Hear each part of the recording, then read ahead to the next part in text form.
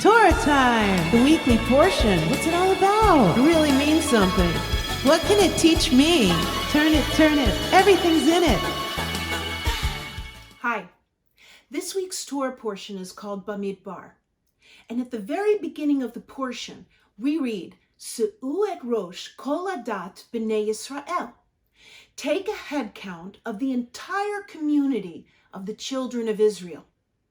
It's like a census. This is why in English, the book is called Numbers, because it begins and it ends with the counting of the people. In Hebrew, though, Bamidbar means in the wilderness, which accounts for the 40 years the children of Israel wandered through the desert, through the wilderness, on their way to the promised land.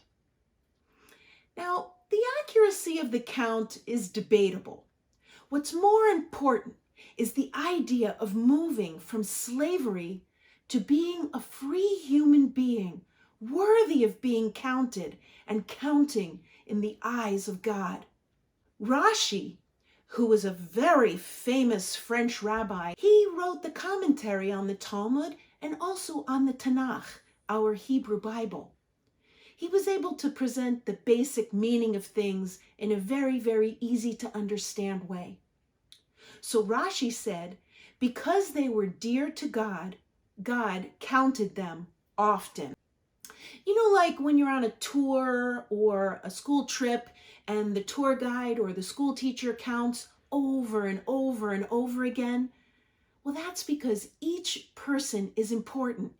Each person is special. If you're counted, then you count. You matter. And for God, every single person matters.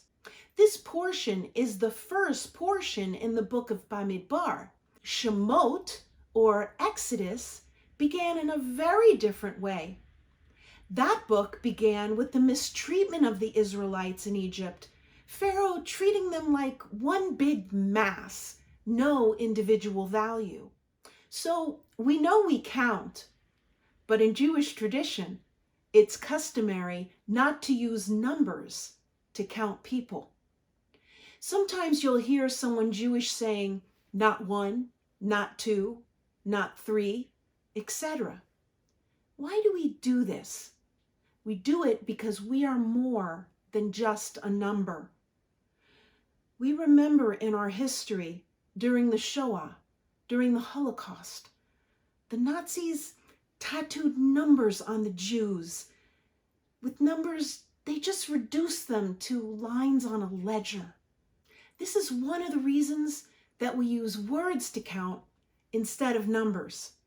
Oftentimes to count, to see if there are enough people for a minyan, for example, people will use verse 9 from Psalm 28.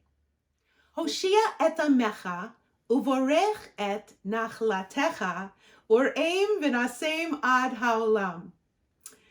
Save your people and bless your inheritance and tend them and elevate them forever.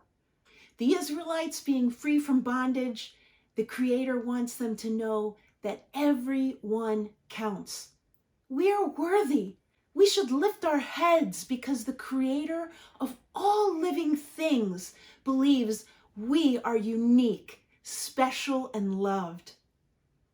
Because each of us is special and unique, and the fact that we matter makes us carry certain responsibilities. We have to make sure that we respect and care for all of God's creatures. Now, one way that we're doing this most recently is by wearing our masks so that we can stay safe from catching COVID-19 and be careful not to infect anyone else. These are ways that we count. You count. We all count, and we all matter. That's our Torah time for today. Bye-bye.